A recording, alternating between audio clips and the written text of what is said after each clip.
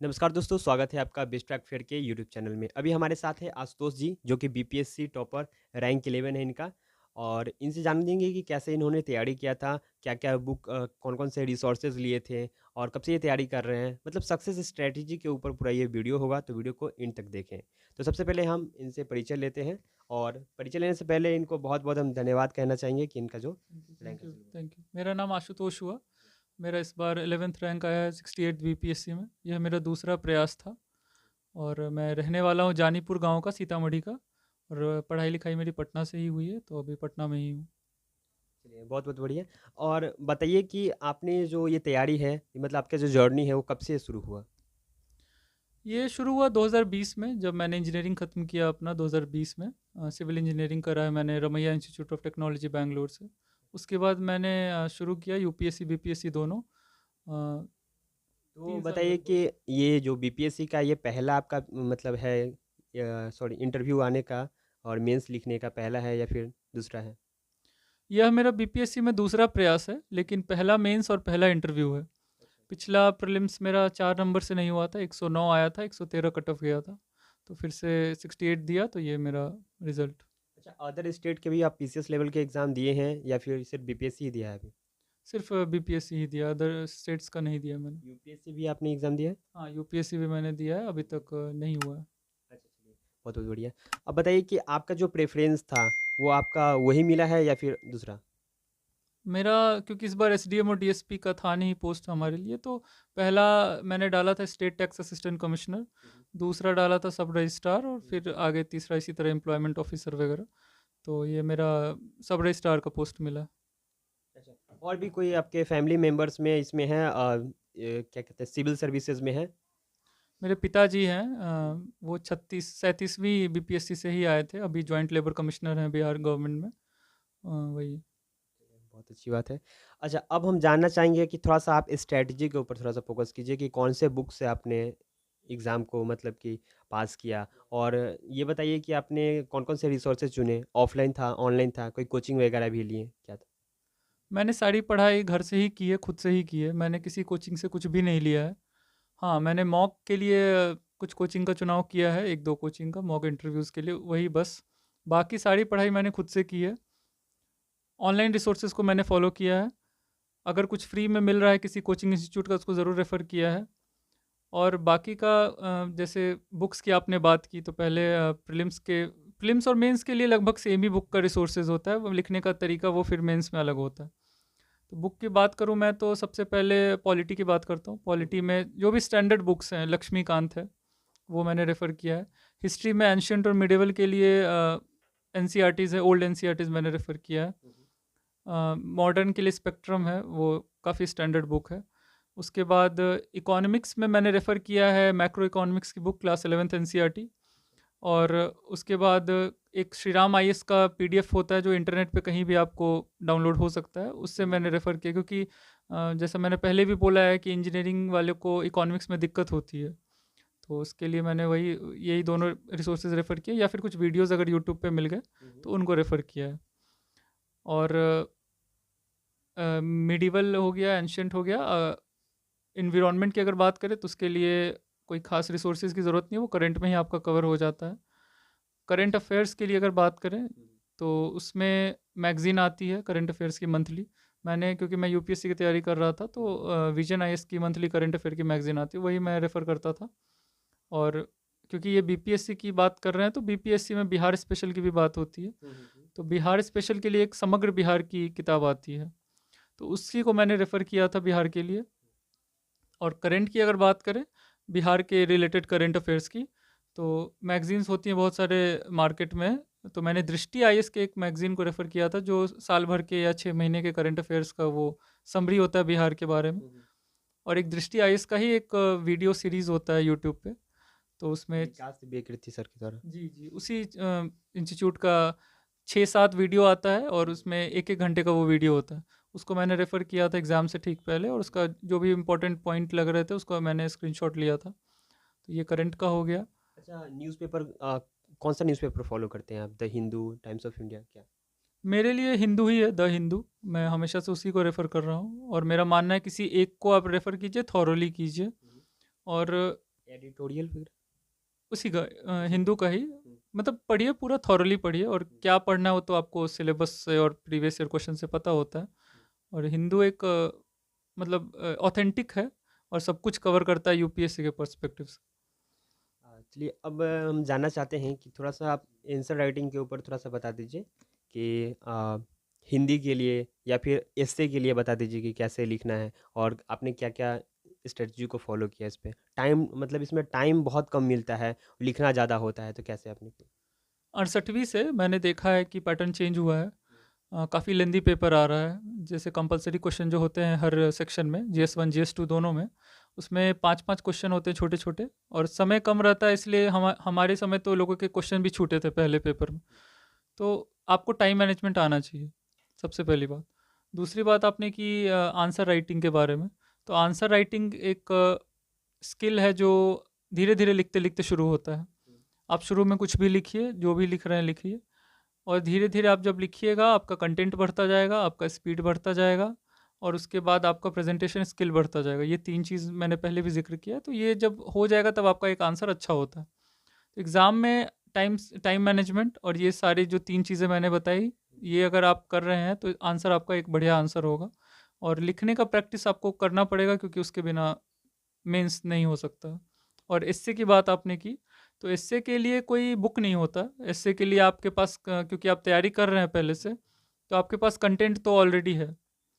आप पढ़ते आ रहे हैं, क्योंकि आप किसी भी एग्ज़ाम की तैयारी करें, 1 महीने भी अगर आपको हुआ है, तो आप कुछ ना कुछ जानते हैं। इसी तरह आपका कंटेंट बढ़ता जाएगा।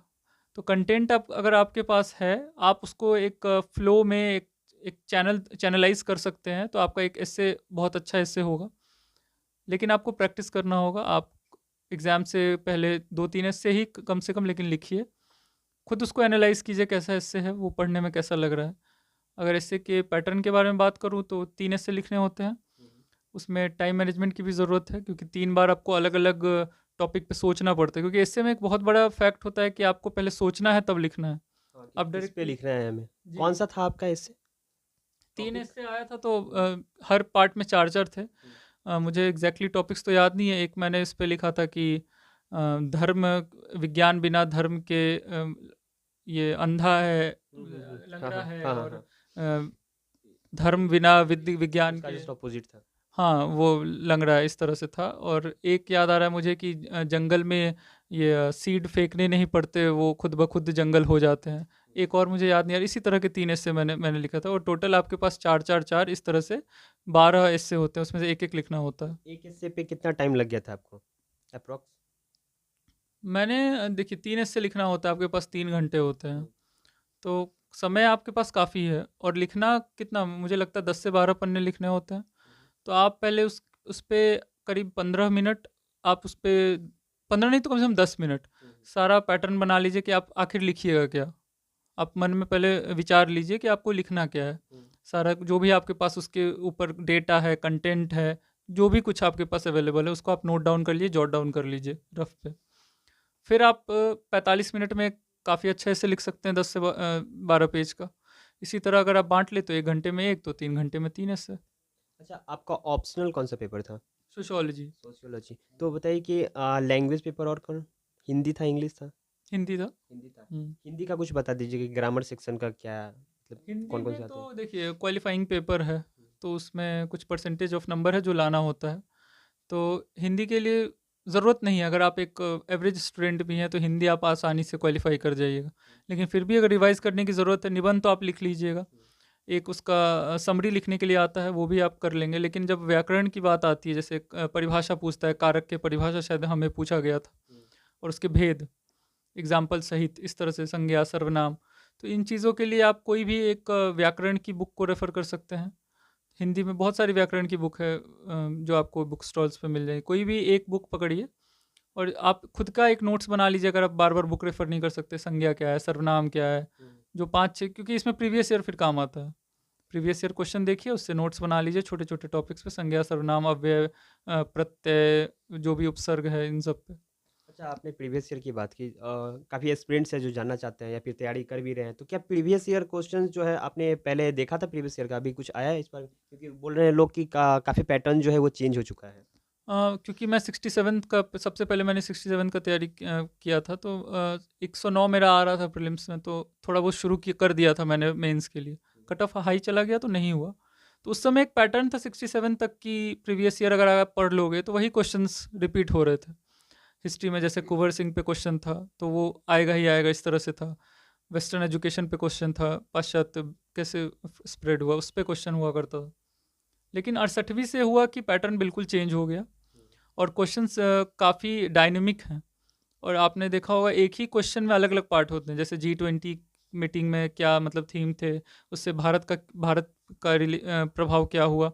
इस तरह से एक ही क्वेश्चन के अंदर कई क्वेश्चंस हैं, तो एक डायनेमिक हो गया, यूपीएससी की तरह हो गया। तो आपको अपना ये चेंज करना होगा।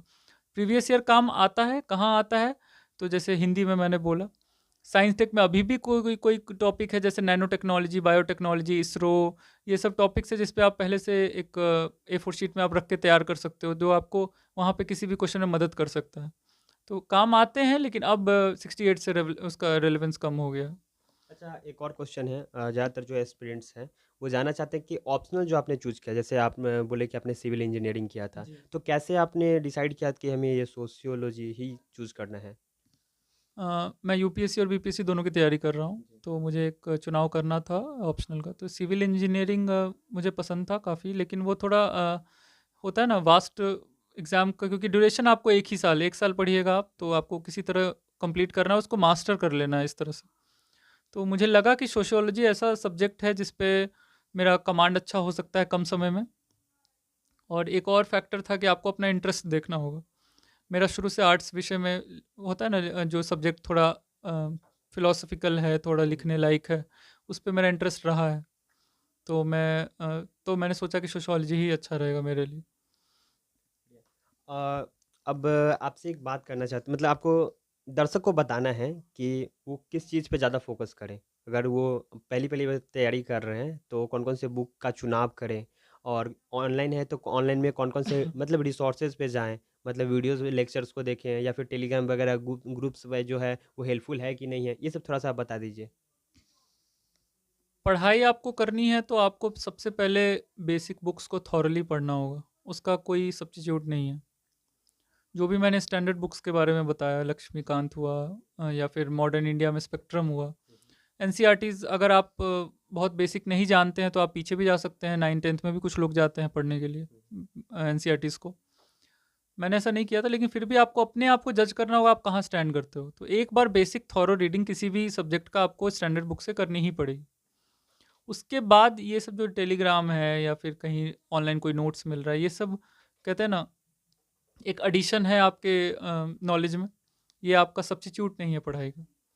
एक चीज़ और मैं देखता हूँ, जैसे कि जो नए एस्पिरेंट्स होते हैं, बीपीएससी के हो या फिर यूपीएससी के हो, तो वो बंडल ऑफ बुक्स जो है वो स्टार्टिंग करते हैं कि क्लास 5 6 7 से जो है लेके चले और 12th तक जाएं एनसीईआरटी के। क्या ये यहाँ से स्तर उठाना मतलब कि रूढ़ी है? बताइए। देखिए, आपको मैंने जैसा बोला, आपको अपने आप को जज करना होगा। अब जज जज आप कैसे करेंगे? जज आप करेंगे प्रीवियस ईयर क्वेश्चन देख के, सिलेबस देख के, कि आप कहाँ स्टैंड कर रहे हैं भीड़ में। आपके पास कितना नॉलेज है, आप किस लेवल पे हैं। हो सकता है कोई आर्ट्स का विषय विषय वाला जो जिसने 12th किया है आर्ट्स में, तो उसके लिए 11-12th ही काफ़ी है। या फिर इंजीनियरिंग ग्रेजुएट को हो सकता है 6 से एनसीईआरटी मतलब रेफ़र करना पड़े। मैंने बस 11-12th रेफ़र किया था, मेरा उससे काम बन गया था। तो आपको जज करना होगा कि आपको क्या ज़रूरत है। 11-12th पढ़ के देखिए, अगर आपको लग रहा है कि मुझे थोड़ी समझने में, जैसे ज्योग्राफी में कुछ लोगों को दिक्कत होती है, तो वो वापस से 6 से लेकर पूरा 12th तक पढ़ते हैं एनसीईआरटी। तो वही है, जज करना होगा आपको। इसमें बुराई कुछ नहीं है, अगर आपको जाना भी पड़े तो आप जाइए और एक-एक बुक को पहले आराम से कम-कम समय में, ये नहीं कि आप 1 महीना एक ही बुक पढ़ रहे हैं। एक दिन में एक क्लास का ख़त्म कीजिए और आगे बढ़िए। अच्छा, आपके पीछे जो दीवार पे देखने को मिल रहा है, कॉन्स्टिट्यूशन के लिए आपने यहाँ पे पोस्टर लगाया है, पीछे मैप के लिए लगाया है। तो बताइए कि ये कितना हेल्पफुल साबित रहा मैप वगैरह से पढ़ने में? माइंड एक ऐसा चीज़ है जिसको ट्रेन करना पड़ता है, और यूपीएससी एक ऐसा, या बीपीएससी एक ऐसा चीज़ है जिसमें आप सब कुछ याद नहीं रख सकते हैं, खासकर प्रीलिम्स के पर्सपेक्टिव से। हुँ। बहुत वाइड है। तो ये सब कोई ऐसा नहीं है रोज़ उठ के इसको याद करना है, या लेकिन अगर आपकी नज़र के सामने है तो आपको कहीं न कहीं वो सबकॉन्शियस माइंड में वो रहता है। तो हो सकता है आपसे डायरेक्टली क्वेश्चन ना आए, लेकिन प्रीलिम्स में कोई क्वेश्चन में कोई हिंट मिल जाए किसी ऑप्शन में, तो उसमें ये मदद करता है कि आपके सबकॉन्शियस लगता है जैसे कि मेरा माइंड के नज़रों के सामने सामने है। हाँ, जैसे माइंड मैप पे कोई क्वेश्चन आया तो आपके माइंड में यही टेबल के सामने वाला वो आता है, तो ज़रूरी नहीं है लगाना, लेकिन फ़ायदा कहीं ना कहीं मिलता है। मतलब रिमाइंड होते रहता है बार-बार, बार-बार। जी। खोल के देखना नहीं पड़ता है, सामने-सामने नज़र पड़ ही हाँ, जाता ये है। भी है। अगर आपने कोई न्यूज़पेपर पढ़ रहे हैं, कहीं का ज़िक्र हुआ, जैसे इज़राइल का ज़िक्र हुआ, तो आप उसके आस-पास के कंट्रीज़ को देख सकते हैं, बॉर्डरिंग कंट्रीज़ को, तो ये फ़ायदा है। अच्छा एक और क्वेश्चन आप बताएँगे कि इंटरव्यू में 1-2 कोई भी क्वेश्चन आपको याद हो कि कैसे क्वेश्चन पूछे गए हैं? इंटरव्यू एक कन्वर्सेशन जैसा था। होता है ना घर में जैसे बातचीत होती है, उस तरह से था। काफ़ी कोई लोग उसको हवा बनाते हैं, वैसा नहीं। मेरा तो पहला इंटरव्यू था ये। कुछ क्वेश्चंस की आपने बात की, तो मेरे क्वेश्चंस बहुत ही आउट ऑफ द बॉक्स थे। एक पैनल मेंबर ने मेरे से पूछा था, विमेन एम्पावरमेंट में आप अलग क्या कीजिएगा जो आज तक नहीं हुआ है, जो किसी ने नहीं किया है, क्योंकि दिमाग में तो यही आता है, स्कीम्स आता है, कुछ और आता है, तो उन्होंने बोला अलग क्या कीजिएगा। तो मैंने फिर बोला कि उनका डिसीजन मेकिंग पावर बढ़ाना पड़ेगा। एक ही, क्योंकि हमारे गांव में भी सुनते हैं आपकी मुखिया पति, मुखिया पत्नी है लेकिन काम पति करते हैं, तो क्यों? क्योंकि उनको डिसीजन लेने का पावर नहीं है। तो उसके लिए क्या करेंगे? उसके लिए उनका फिनेंशियल इंडिपेंडेंस बढ़ाएंगे, उनको शिक्षित करेंगे, उनके अवेयरनेस, बहुत छोटा सा वर्ड है ये सब, शिक्षित करना, अवेयरनेस करना, मैंने यही बोला था वहाँ पे। लेकिन ये आने वाले 20-30 सालों के बाद ये दिखेगा ज़मीन पर। 20-30 साल बाद दिखेगा, जब वो महिलाएं कमाएंगी, अपना खुद का इनकम होगा उनका, और वो खुद डिसाइड करेंगी मुझे क्या करना है। स्कीम्स तो बहुत हैं, रिजर्वेशन एक्ट भी आया है अभी लोकसभा और असेंबली के लिए, लेकिन उनको पहले स्वावलंबी बनाना होगा और डिसीजन मेकिंग पावर उनका बढ़ाना पड़ेगा। तो यही मैंने बोला था। तो इसी तरह के कुछ क्वेश्चंस थे out of the box. Civil में मेरे से पूछा गया था, ग्रीन बिल्डिंग क्या होता है, टेक्निकल टेक्सटाइल्स क्या होता है, जो कि लीक से थोड़ा हट के क्वेश्चन है, क्योंकि सिविल इंजीनियरिंग में कोई एक्सपेक्ट करता है कि स्ट्रक्चर से पूछेंगे या कुछ भी पूछेंगे, तो मेरा थोड़ा सा out of the box question था।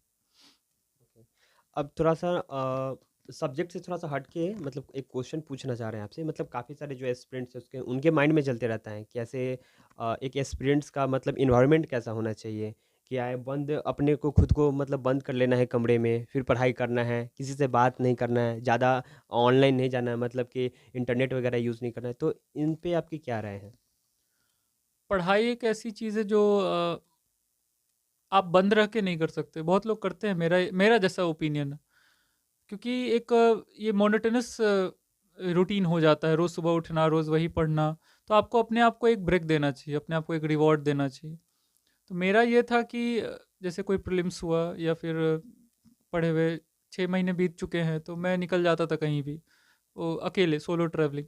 कभी बैंगलोर चला गया, कभी पुणे चला गया, कभी दिल्ली चला गया, कभी हरिद्वार चला गया। तो मेरा बनारस गया था अभी मैं हाल में। तो खुद को रिवॉर्ड देना मेरी फितरत है और ये सबको करना चाहिए, क्योंकि एक मोनोटोनस साइकिल हो जाता है, प्रीलिम्स, मेंस, इंटरव्यू, और आप मशीन में है नहीं।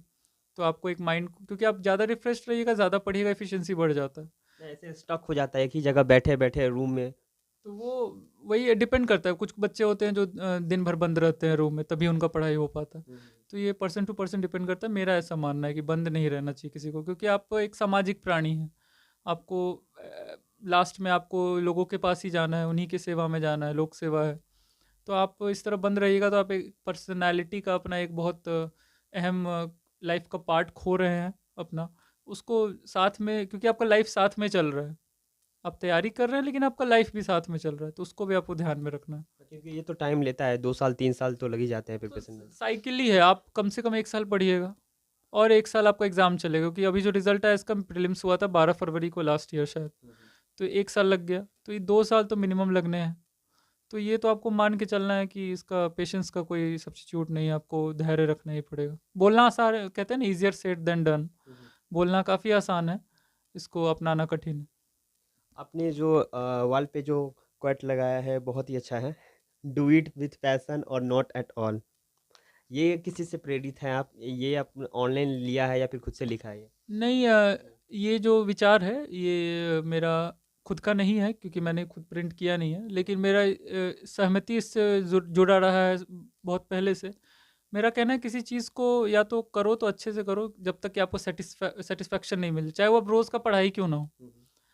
फिर से वही बहुत फिलोसफिकल बातें हैं ये, लेकिन आप खुद सोचिए, अगर आप रात को सोने जा रहे हैं, आपको अच्छी नींद आ रही है कि आज पढ़ाई बढ़िया से हुई है, तो वो एक अलग सुकून देता है। तो वही बात है, अगर आप कर रहे हो तो अपने सेटिस्फेक्शन लेवल तक करो, जितना भी आपका मन करे करते जाओ।